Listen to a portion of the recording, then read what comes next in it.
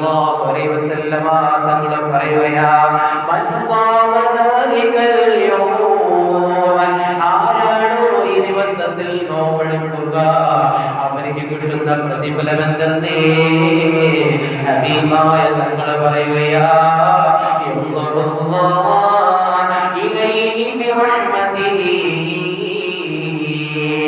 ആറാം ദിവസം ദുൽഹിജ്ജ മാസത്തിലെ ആറാമത്തെ ദിവസം ഏതൊരു മനുഷ്യൻ നോമ്പെടുത്തുവോ ആ മനുഷ്യൻ അല്ലാഹു സുബ്ഹാനഹു വ തആല അവന്റെ റഹ്മത്തിന്റെ നോട്ടം നോക്കുമെന്ന് നബി മുഹമ്മദ് മുസ്തഫ. റഹ്മത്തിന്റെ നോട്ടം കൊണ്ട് അല്ലാഹു സുബ്ഹാനഹു വ തആല ദുൽഹിജ്ജ മാസത്തിലെ ആറാമത്തെ ദിവസം നോമ്പെടുത്തവനെ നോക്കുമെന്ന് ലോകത്തിന്റെ നേതാവ് നബി മുഹമ്മദ് മുസ്തഫ സല്ലല്ലാഹു അലൈഹി വസല്ലമ തങ്ങൾ പറയുകയാ വീണ്ടും അല്ലാഹുവിന്റെ ഹബീബ് വീണ്ടും കൂട്ടിച്ചേർക്കുകയാ ഫലാ യുഅദ്ദിബുഹു ബഅദഹു അബദാ. ആ ദിവസത്തിന് ശേഷം അല്ലാഹു സുബ്ഹാനഹു വ തആല അവരെ ഒരിക്കലും ശിക്ഷിക്കില്ല എന്ന് ലോകത്തിന്റെ നേതാവ് നബി മുഹമ്മദ് മുസ്തഫ. ദോഷങ്ങൾ ഒഴികെയുള്ള ഏത് ചെറിയ പാപങ്ങൾ ചെയ്താലോ എന്നാൽ മഹാന്മാരെ കൂട്ടിച്ചേർക്കുകയാ ആ ദുൽഹിജ്ജ മാസത്തിലെ ആറാമത്തെ ദിവസം നോമ്പെടുത്തവന് ചെറിയ പാപങ്ങളിൽ നിന്നും മാറി നിൽക്കാൻ അവനിക്ക് കാവലാ. ചെറിയ പാപങ്ങളിൽ നിന്ന് ചെറിയ ദോഷങ്ങളിൽ നിന്ന് മാറി നിൽക്കാൻ വേണ്ടി കാവലാണെന്ന് മഹാന്മാരാകുന്ന മുഹദ്ദിസീങ്ങൾ എഴുതി ചേർക്കുകയാണ്. ഏഴാമത്തെ ദിവസത്തിന്റെ പ്രത്യേകത എന്താ? ഏഴാമത്തെ ദിവസത്തിന്റെ പ്രത്യേകത എന്താണ്? ഹബീബായ തങ്ങൾ പറയുകയാ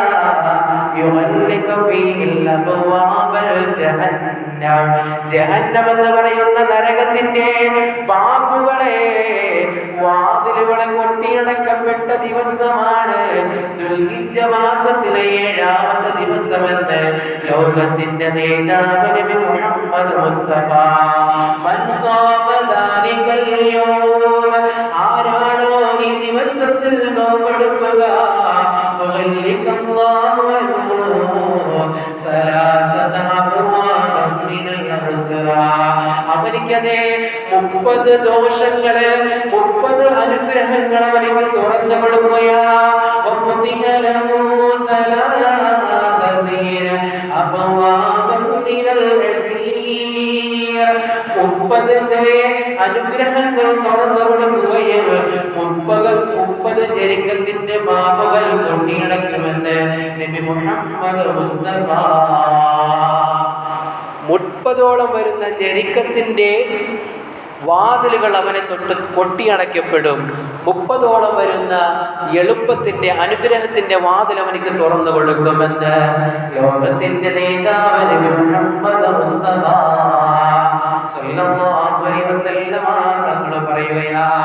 എട്ടാമത്തെ ദിവസത്തിന്റെ പ്രത്യേകത എന്തെന്നറിയോ?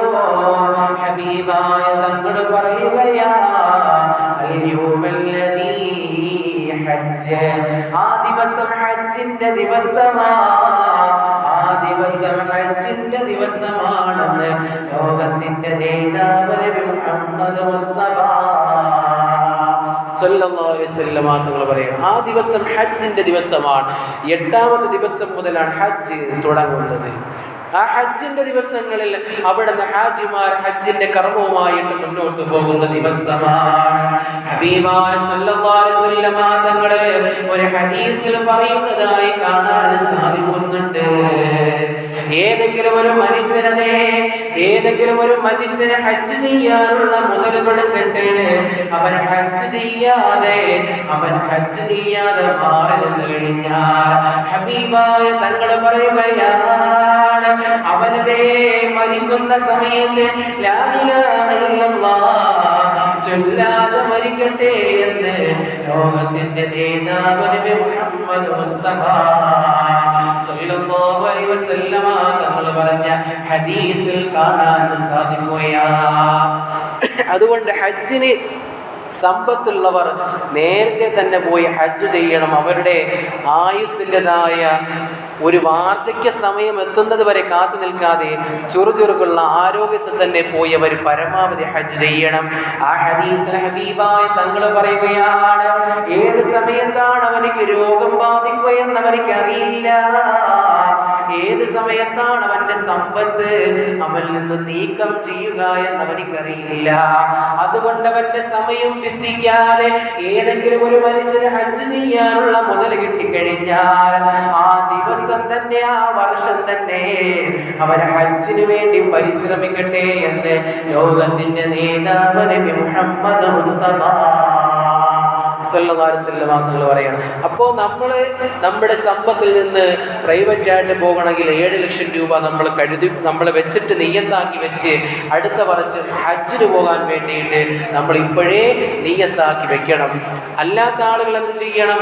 സർക്കാരിൻ്റെ പോകാൻ വേണ്ടിയിട്ട് അവരെന്ത് ചെയ്യണം? ഇപ്പോഴേ ട്രൈ ചെയ്ത് കഴിഞ്ഞാൽ മാത്രമേ അവർക്ക് അടുത്ത വർഷമെങ്കിലും പോകാൻ സാധ്യമാകൂ. എൻ്റെ ഒരു അറിവിൽ ഞാൻ വെച്ച് പറയുകയാണെങ്കിൽ ഏറ്റവും കൂടുതൽ ആളുകൾ ഏത് സ്ഥലത്ത് നിന്നാണോ അപേക്ഷകൾ പോകുന്നത് ആ സ്ഥലത്തു നിന്നാണ് സർക്കാർ ഹജ്ജിന് അവിടുന്ന് നോമിനേഷൻ സ്വീകരിക്കുക. ഇപ്പോൾ നമ്മളെ മിഠായിക്കുന്നതിൽ നിന്ന് നമ്മൾ ഇപ്പോൾ നിരന്തരമായിട്ട് ഈ വർഷവും അടുത്ത വർഷവും അതിൻ്റെ അടുത്ത വർഷവും നമ്മളിങ്ങനെ ആപ്ലിക്കേഷൻ ഒരു 25 പേര് 30 പേര് ഇങ്ങനെ നമ്മൾ എല്ലാ വർഷവും കൊടുക്കുകയാണെങ്കിൽ നമുക്ക് ഹജ്ജിന് പോകാനുള്ളതായ ഫോം കൺഫേം ആകും. അല്ലാതെ നമ്മൾ ഏതെങ്കിലും ഒരു മനുഷ്യൻ കൊടുത്താൽ ചിലപ്പോൾ ലക്കിയിൽ അവർക്ക് എന്ത് ചെയ്യും? കിട്ടും. പക്ഷേ നമ്മളെന്ത് ചെയ്യുക? ഗവൺമെൻറ്റിൽ പോവുകയാണെങ്കിൽ 3 ലക്ഷം അല്ലെങ്കിൽ 4 ലക്ഷം രൂപയിൽ തീരും.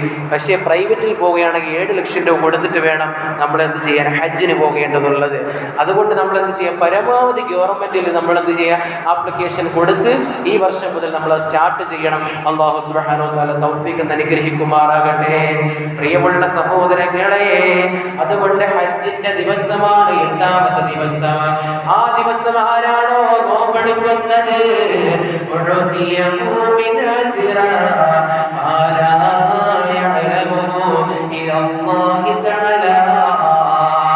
ഏത് ദിവസമാണോ 8ാമത്തെ ദിവസം ഏതെങ്കിലും ഒരു മനുഷ്യന് സുന്നത്ത് നോമ്പെടുത്താൽ അല്ലാഹു സുബ്ഹാനഹു വ തആല കണക്കറ്റ പ്രതിഫലങ്ങളാണ് അവർക്ക് കൊടുക്കുന്നതെന്ന് ലോകത്തിന്റെ നേതാവ് നബി മുഹമ്മദ് മുസ്തഫ. കണക്കില്ലാത്ത പ്രതിഫലങ്ങൾ അവനിക്ക് എഴുതി ചേർക്കുമെന്ന് ലോകത്തിന്റെ നേതാവ് നബി മുഹമ്മദ് മുസ്തഫ സല്ലല്ലാഹു അലൈഹി വസല്ലം തങ്ങൾ പറയുകയാണ്. 9ാമത്തെ ദിവസത്തിന്റെ പ്രത്യേകത എന്താണ്? അൽ-യൗമല്ലദീ ഹുവ അറഫ. 9ാമത്തെ ദിവസത്തിന്റെ പ്രത്യേകത എന്താണ്? അത് അറഫ ദിവസമാണ്. അറഫ ദിവസം എന്ന് പേര് വരാനുള്ള കാരണം എന്താണ്? മഹാനാകുന്ന ആദം നബി അലൈഹിസ്സലാത്തു വസ്സലാമിനെ ഹവ്വാ ബീവി റളിയല്ലാഹു അൻഹ സ്വർഗ്ഗത്തിൽ നിന്ന് പുറത്താക്കിയതിനു ശേഷം 40 കൊല്ലം മഹാനാകുന്ന ആദം നബി അലൈഹിസ്സലാത്തു വസ്സലാം അല്ലാഹുവിന്റെ ദർബാറിൽ കൈകൾ ഉയർത്തിയിട്ട് അവിടുന്ന് ദുആ ചെയ്യുകയാണ്. റബ്ബി അഗ്ഫിർലി, അല്ലാഹുവേ നീ എനിക്ക് പുറത്തു തരണേ എന്ന് ദുആ ചെയ്ത് 40 വർഷം പിന്നിട്ടപ്പോൾ അല്ലാഹു സുബ്ഹാനഹു വ തആല പുറത്തു കൊടുത്ത ദിവസം ദുൽഹിജ്ജയിലാ. പുറത്തു കൊടുത്തിട്ടത് 2 പേര് ഈ 2 സ്ഥലത്താണ് വലിച്ചെറിഞ്ഞത്. മഹാനാകുന്ന ആദം നബി അലൈഹിസ്സലാത്തു വസ്സലാമിനെ ഇന്ത്യയിലെ ശ്രീലങ്കയിലേക്കാണ് വലിച്ചെറിഞ്ഞത്. കൊളംബിയയിലാണ് മഹാനാകുന്ന ആദം നബി അലൈഹിസ്സലാത്തു വസ്സലാമിനെ വലിച്ചെറിഞ്ഞത്. മഹദിയാകുന്ന ഹവ്വാ റളിയല്ലാഹു അൻഹയെ വലിച്ചെറിഞ്ഞത് മക്കയിലാണ്. 2 പേരും പരസ്പരം കണ്ടിട്ടില്ല. 40 വർഷങ്ങൾക്ക് ശേഷം 2 പേരും കണ്ടുമുട്ടിയത് ഈ അറഫയിൽ വെച്ചാണ്. അതുകൊണ്ടാണ് അവിടെ അറഫ എന്ന പേര് വരാൻ കാരണം. അതുകൊണ്ടാണ് ലോകത്തുള്ള എല്ലാ മനുഷ്യന്മാരും അറഫയിൽ സംഗമിക്കും. നീഗ്രോക്കാരനാകട്ടെ, വെളുത്തവനാകട്ടെ, കറുത്തവനാകട്ടെ, കാശുള്ളവനാകട്ടെ, കാശില്ലാത്തവനാകട്ടെ, മിഡിൽ ക്ലാസ് ആകട്ടെ, ഏത് കൊലകൊമ്പനോ ഏത് ഫക്കീറും ഒരുമിച്ച് കൊടുക്കുന്നത് ഈ അറഫയിലാണ്. അതാണ് ഹബീബായ തങ്ങൾ പറഞ്ഞത്, അൽ ഹജ്ജ് അറഫ. അറഫയിൽ നിൽക്കാത്തവന്റെ ഹജ്ജ് സ്വീകാര്യോഗ്യമല്ല. അറഫയാണ് ഹജ്ജിന്റെ ഹബീബ് മുഹമ്മദ് മുസ്തഫ സല്ലല്ലാഹു അലൈഹി വസല്ലമ തങ്ങൾ പറഞ്ഞു വരികയാണ്. അതേപോലെ ഇബ്രാഹിം നബി അലൈഹിസ്സലാത്തു വസ്സലാമിന് പിന്നെ മഹാന്മാരാകുന്ന പണ്ഡിതന്മാർ പറഞ്ഞു എന്തുകൊണ്ട് അറഫ എന്ന് പേര് വരാൻ കാരണം അത് ഇബ്രാഹിം നബി അലൈഹിസ്സലാത്തു വസ്സലാമിന് ഹജ്ജിന്റെ കർമ്മങ്ങൾ പഠിപ്പിച്ചു കൊടുത്തു മഹാനാകുന്നതായ ജിബ്രീൽ അലൈഹിസ്സലാത്തു വസ്സലാം. അങ്ങനെ ഹജ്ജിന്റെ കർമ്മങ്ങൾ പഠിപ്പിച്ചു കൊടുത്തതിന് ശേഷം അവിടുന്ന് ജിബ്രീൽ അലൈഹിസ്സലാത്തു വസ്സലാം മഹാനാകുന്ന ഇബ്രാഹിം നബി അലൈഹി സ്വലാത്തു വസ്സലാമിനോട് ചോദിച്ചു, അറഫ്തു, നീ അറിഞ്ഞോ, നീ ഇത് പഠിച്ചോ, നീ ഇതിന്റെ ജീവിതത്തിൽ ഇത് ഉൾക്കൊണ്ടോ എന്ന് ചോദിച്ചപ്പോൾ മഹാനാകുന്നതായ ഇബ്രാഹിം നബി അലൈഹി സ്വലാത്തു വസ്സലാം പറഞ്ഞു, അറഫ്ത, ഞാൻ പഠിച്ചു, ഞാൻ മനസ്സിലാക്കി, ഞാൻ ചെയ്തു എന്നും അങ്ങനെ പറഞ്ഞത് കൊണ്ടാണ് അറഫയ്ക്ക് അങ്ങനെ അറഫ എന്ന് പേര് പറയാൻ കാരണമെന്ന് മഹാന്മാരാകുന്ന പണ്ഡിതന്മാർ കിതാബിൽ രേഖപ്പെടുത്തുന്നതായി കാണാൻ സാധിക്കുന്നുണ്ട്. പിന്നെ അറഫ ദിവസത്തിലാണ് ലോക പ്രശസ്തമാകുന്നതായ ഒരു പ്രഭാഷണം നടത്തിയത് ഹബീബ സല്ലല്ലാഹു അലൈഹി വസല്ലമ തങ്ങൾ. ഹജ്ജത്തുൽ വദാ എന്നറിയപ്പെടുന്ന പ്രഭാഷണം. ആ പ്രഭാഷണം ലോക മുസ്ലിമീങ്ങൾ പഠിച്ചിരിക്കൽ മുഅക്കിദായ സുന്നത്താണ്. മഹാന്മാരാകുന്ന പണ്ഡിതന്മാർ പറയുന്നു, ഒരു മനുഷ്യൻ അറിഞ്ഞിരിക്കേണ്ടതിൽ വെച്ച് ഏറ്റവും നല്ല പ്രഭാഷണം ഹബീബ സല്ലല്ലാഹു അലൈഹി വസല്ലമ തങ്ങളുടെ ഹജ്ജത്തുൽ വദാഇന്റെ പ്രഭാഷണമാണെന്ന് മഹാന്മാരാകുന്ന പണ്ഡിതന്മാർ പറയുന്നുണ്ട്. ആ ഹജ്ജത്തുൽ വദാഇന്റെ പ്രഭാഷണം ഒരു മനുഷ്യൻ നിർബന്ധമായും അവൻ പഠിച്ചിരിക്കണം, അവന്റെ ജീവിതത്തിൽ കൊണ്ടുവന്നിരിക്കണം എന്ന് മഹാന്മാരാകുന്ന പണ്ഡിതന്മാർ പറയുന്നുണ്ട്. ഇൻഷാ അല്ലാഹ് അല്ലാഹു സുബ്ഹാനഹു വ തആല തൗഫീഖ് ചെയ്യുകയാണെങ്കിൽ വരുന്ന ദിവസങ്ങൾ നമുക്കത് ചർച്ച ചെയ്യാം. അല്ലാഹു സുബ്ഹാനഹു വ തആല അത് പഠിച്ചു മനസ്സിലാക്കി ജീവിതത്തിൽ പ്രവർത്തിക്കാൻ നാഥൻ തൗഫീഖ് അനുഗ്രഹിക്കുമാറാകട്ടെ. ഹബീബായ തങ്ങൾ പറയുകയാണ്, മൻ സാമ ദാലികൽ യൗമ, ആരാണോ ദിവസത്തിന്റെ ആ 9ാമത്തെ ദിവസത്തിൽ ആരാണോ നോമ്പെടുക്കുക, കാന കഫാറത്തൽ ലിസനത്തിൽ മാദിയ വസനത്തിൽ മുസ്തഖബില, കഴിഞ്ഞു പോയൊരു കൊല്ലത്തിന്റെ പാപം പൊറുക്കുകയാണ്. ഇനി വരാനിരിക്കുന്ന ഒരു ദിവസത്തിന്റെ വരാനിരിക്കുന്ന ഒരു വർഷത്തിന്റെ പാപം പൊറുക്കുമെന്ന് ലോകത്തിന്റെ നേതാവ് നബി മുഹമ്മദ് മുസ്തഫ. അതായത് അവനിക്ക് ഈ ഗ്യാരണ്ടി കൊടുക്കുകയാണ്, അടുത്തൊരു കൊല്ലം കൂടി അവൻ ജീവിച്ചിരിക്കുമെന്നുള്ള ഗ്യാരണ്ടിയാണ്.